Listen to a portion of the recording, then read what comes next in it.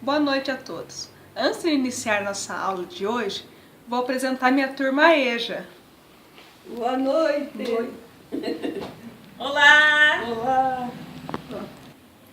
A aula de hoje é sobre avaliação por competências. E você, já parou para pensar por que avaliar por competência? Você, professor, consegue realmente avaliar seus alunos? Nossa aula abordará os seguintes tópicos: como avaliar por competência, valorização da experiência do aluno e atitudes e valores de saber ser. Para iniciar, o que é competência no contexto educacional?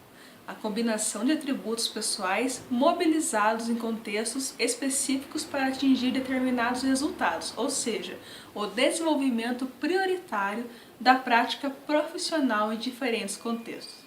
Esse tipo de avaliação centra-se nos resultados do desempenho profissional, realizando-se num tempo não previamente determinado. Os resultados individuais são comparáveis somente com os critérios de desempenho e não com os outros avaliados. Uma das maiores dificuldades tem sido encontrar estratégias de avaliação eficientes e compatíveis com uma nova concepção de educação.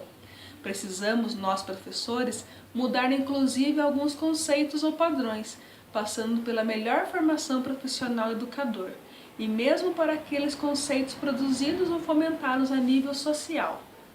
O nosso aluno deve ser competente, ter melhores condições de lidar de forma satisfatória, com uma ampla variedade de situações. Assim, em um contexto no qual as exigências têm aumentado em relação à produtividade e qualidade dos produtos e serviços e o mercado de trabalho torna-se progressivamente mais estável e flexível. Faz-se necessária a implementação de modelos de formação e de gestão de força de trabalho baseado em competências profissionais. Nossos alunos do EJA já possuem experiências e de certa forma são competentes em algo. Por isso é tão importante conhecer nosso aluno através de uma avaliação diagnóstica.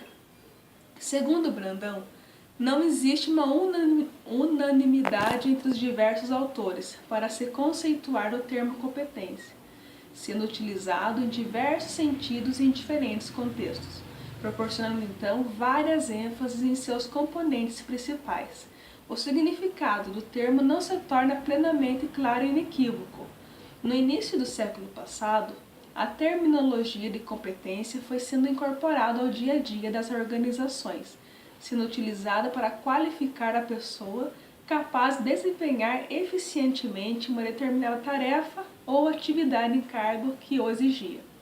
Nas últimas décadas, surgiu então o interesse em investigar um pouco mais sobre o assunto, estimulando debate teórico e uma infinidade de pesquisas, sendo esta demanda decorrente, principalmente dos novos modelos de gestão por competências.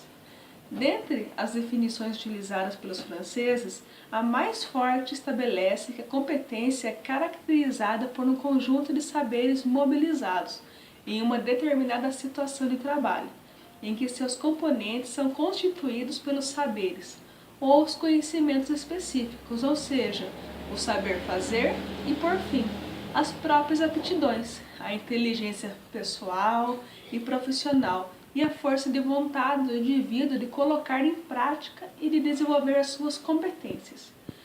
Finalizando, competência, então, pressupõe a capacidade de transferência do conhecimento, de aprendizagem e de adaptação ao meio, e não simplesmente uma mera imitação daquilo que já existe.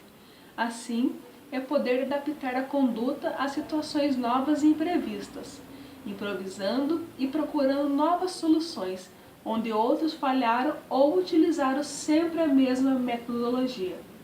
Assim, quando se realiza a avaliação do trabalhador em processo de formação, pretende-se verificar as competências adquiridas durante o processo de aprendizagem, evidenciando a capacidade do indivíduo de mobilizar e articular com autonomia, postura crítica e ética, seus recursos subjetivos, bem como os atributos constituídos ao longo do processo de ensino-aprendizagem, conhecimentos, destrezas, qualidades pessoais e valores a que se recorre no enfrentamento de determinadas situações concretas.